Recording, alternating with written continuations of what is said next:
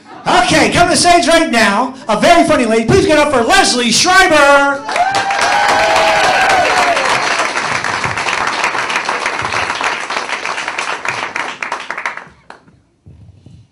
Well, good evening. My name is Lezlie with a Z.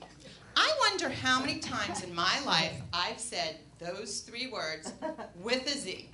And yet, people I've known for years continue to misspell and mispronounce my name all the time. Now that Z was important to my mother, but what can you expect from a woman named Sandra with an O? And I suppose we passed it on to our son Ryan. No, not Brian.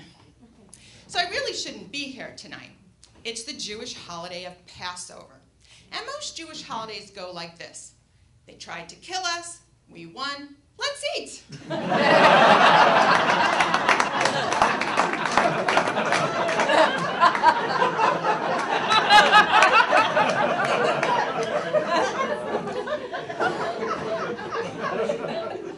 And Passover is the epitome of this. This is the holiday that commemorates when Moses led the Israelites out of Egypt all those years ago. Perhaps you remember the Rugrats special? Some of you, the younger people? No. So Jews all over the world are gathered tonight to celebrate this holiday, and we commemorate when Moses led them out of Israel. So to remember that they didn't have time to let their bread rise, we eat matzah. And do you know what matzah is?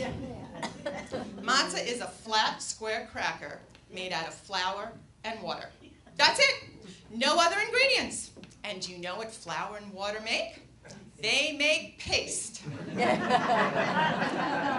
do you know what 8 days of eating paste does to your digestive system?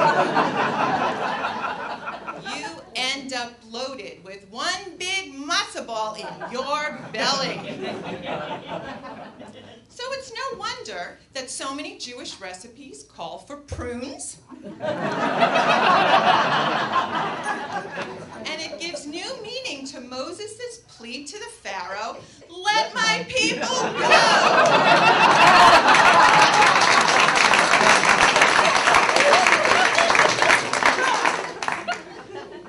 So rather than being at a comedy club, most of my family and friends are gathered tonight at a Seder, which is what we call the special meal. And since most of my family and friends aren't here, we can talk about them. Now, if I were hosting this dinner, there would be the challenge of trying to come up with a meal that meets everyone's needs. It's impossible these days. Laurie doesn't eat gluten. Okay, they make gluten-free matzah, no worries. Our friend Linda's a vegetarian, won't eat anything with a face. Okay.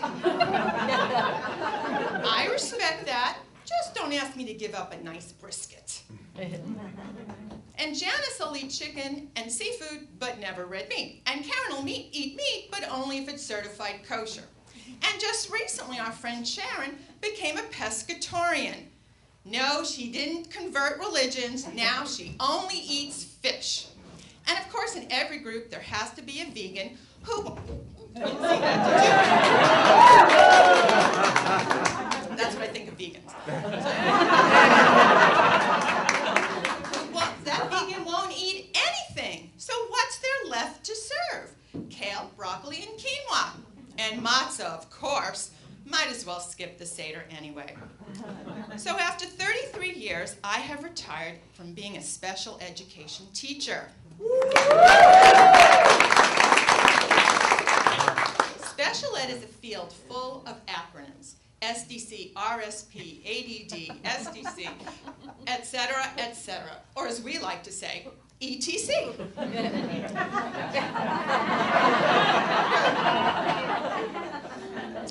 And after all those years of teaching kids with an alphabet soup diagnosis, I've come up with one for myself. SDAO-ADD, self-diagnosed adult onset attention deficit disorder. It's just gotten so hard for me to pay attention. But maybe the reason it's so difficult is because I think I might also have IDGASA, I don't give a shit anymore, Sam.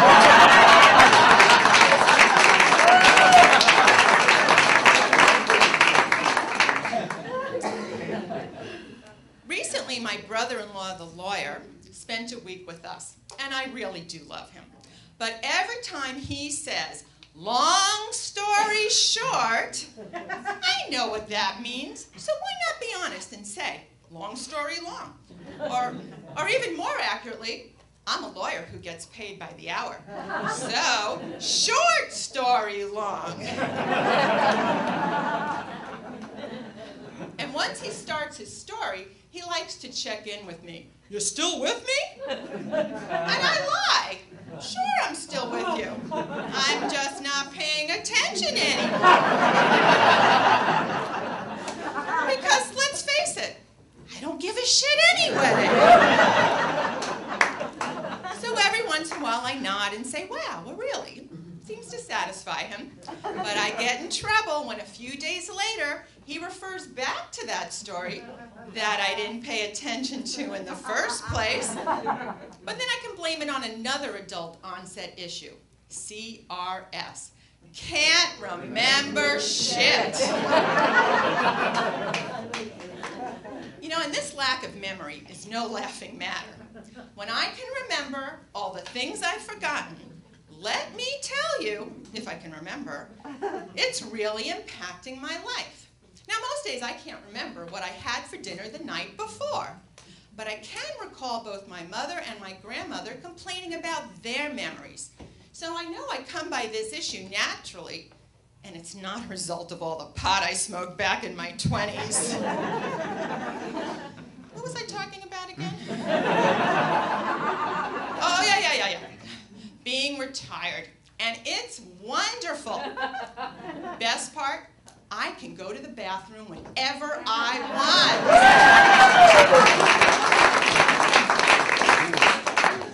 want. No more waiting for the bell to ring for recess. And no more of that school night mentality.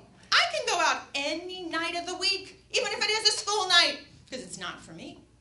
And no more having to travel in the summer when everything's so expensive and the pools are filled with those Marco Polo screaming kids. No more. And I can stay up as late as I want every night, except that I'm usually asleep on the couch by 9 o'clock.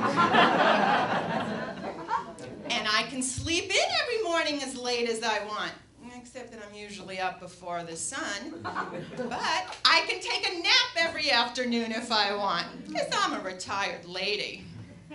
So, long story short, I need to tell you about my hair. I think women can talk about their hair endlessly. And I know I have to confess, ask my husband, I have. Because for a lot of our life, our hair can make or break our day. Well, I don't know if you noticed, my hair is white. I didn't always look like a giant Q-tip, you know. I was born with Jewish girl hair, mousy brown and frizzy. And I think if you added it all up, I have spent years of my life fighting the frizz. And then I got to be in my 30s, and it was the battle of the frizz and gray hair. I have permed, dyed, straightened, ironed, bleached, streaked, highlighted, and blown my hair over and over and over and over again with the usual refrain, I hate my hair. This thing is bothering me. But you know, as you get older, your priorities change, and now I'm just glad to have hair.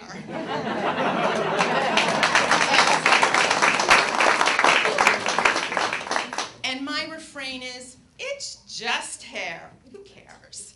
And you know, if you ever get out of Orange County, you're going to see I'm not the only woman in America who doesn't color her hair. But watch out, I'm starting a trend. It's just catching on very slowly. But there is one advantage. It's hard to lose me in a crowd. So have you heard of 30 by 30? I hadn't either until our son Ryan, no, not Brian, turned 30. And the idea is you'd make up a list of 30 things you want to accomplish by the time you hit 30. Well, in 18 months, I'm going to be 60. And I thought I would do the same thing, except I'd have to find twice as many things to accomplish. It's not easy to come up with a list of 60 things to do in 18 months. Sure, I could jump out of a plane, I could backpack through Asia, or I could get a tattoo, but that's not likely to happen.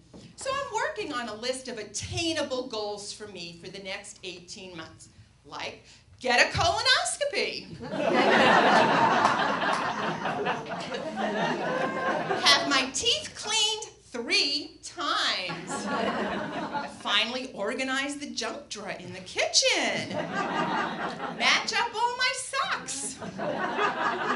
Best, I'm going to use all my coupons before they expire.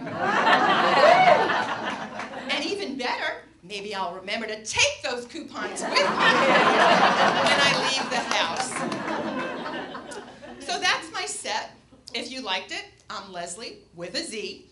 And if you didn't, well, I don't really give a shit.